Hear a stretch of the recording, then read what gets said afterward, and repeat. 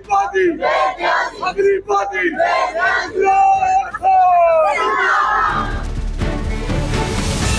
हमने कभी रिलीफ मांगा ही नहीं ना। हम हमेशा इंसाफ मांगते हैं कि आप इतनी जुर्रत करें। हमें इतनी जुर्रत है कि आपने हम पे बगावत, जंग, गद्दारी के केसेस किए हुए हैं। हम हर तरीक पे आ रहे हैं, आपसे इंसाफ नहीं दिया जा रहा। रिलीफ तो हम मांग ही नहीं रहे। हम हिम्मत से मुकाबला करें, आप हिम्मत से इंसाफ करें। हम आए, आप दें इंसाफ।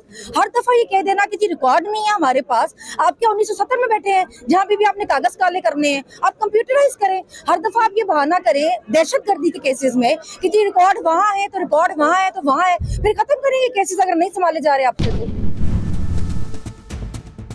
इंसाफ कैसे मिलता नजर आएगा? देखिए ये जो सिस्टम मुल्क में नया शुरू किया ना कि रिटायर्ड होते बंदे को आप लगा दे, वो रिटायर्ड होता जा रहा होगा, उसको आप ओहदा दे देंगे तो वो आपकी चमचेगिरी करेगा ना। इंसाफ कहाँ से करेगा? आप तीसरे नंबर से उठा के पहले नंबर पे लगाएंगे तो वो इंसाफ कहाँ से करेगा? वो चमचेगिरी करेगा ना। अभी चमचेगिरी चल रही है, इंसाफ तो इस मुल्क में नहीं मिल रहा।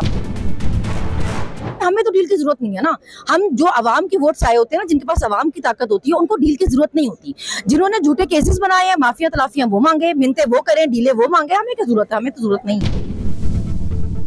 मैं सिर्फ इतना कहना चाहती हूँ, मुल्क में इस्तेहकाम आने दें। उस शख्स का जो वजूद है वो पाकिस्तान के लिए ज़रूरी है।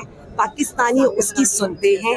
इस आग को ठंडा होने दें। हमें पाकिस्तान बचाना है तो इमरान खान को लाना। हम अगेन अदालतों को ये बताना चाहते हैं कि हम आपके सामने खड़े हुए, हम रूल ऑफ लॉ के आगे सरेंडर करें, लेकिन आप इतना समझें कि हम छलावा नहीं है। एक दिन के अंदर हम मल्टीपल शहरों में नहीं हो सकते। उस दिन मेरा जेल ट्रायल था तो यहाँ पर रावलपिंडी में मेरी जमानतों के लिए मुझे अब दोबारा वहाँ जाना पड़े। मेरे लॉयर्स हमारी कॉज लिस्ट जमा करा रहे हैं, वो बार बार बता रहे हैं। और यही हम मुअज़्ज़ज़ अदलिया को बताना चाहते हैं कि इन्होंने तो नहीं सोचा कि एक वक्त में मुतअद्दिद शहरों के इन्होंने हमारे ऊपर पर्चे कर दिए।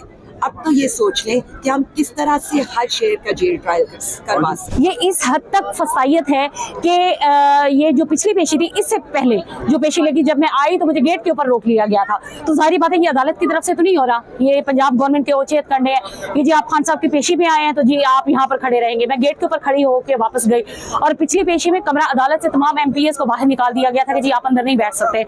इस कदर खौफजदा और हवास बाख्ता हैं कि तारीख पे तारीख दिलवाने के बावजूद, अंडर प्रेशर करने के बावजूद ये MPS को भी बाहर निकलने का कहते हैं, वकला को भी बाहर खड़े होने का कहते हैं कि हम पर कोई प्रेशर न डाले। आवाम मोहब्बत के साथ आती है, आवाम हक के साथ खड़ी है। 9 मई तक केसेस 90% तो खत्म हो गए हैं।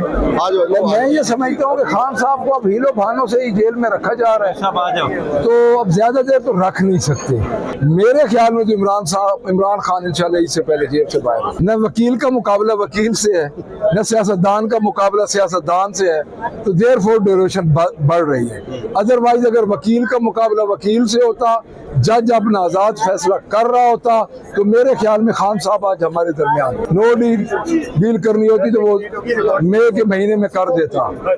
डील वो नहीं कर रहा, इसलिए अंदर बातचीत अलहदा चीज है, डील की बात अलहदा चीज है। बातचीत तो सियासी जमातें करती है, बातचीत एस्टैब्लिशमेंट से हो रही है। डेफिनेटली बाख्तियार एस्टेब्लिशमेंट है, वही बातचीत करेगी। इनके पास, इनके पल्ले तो है कुछ नहीं।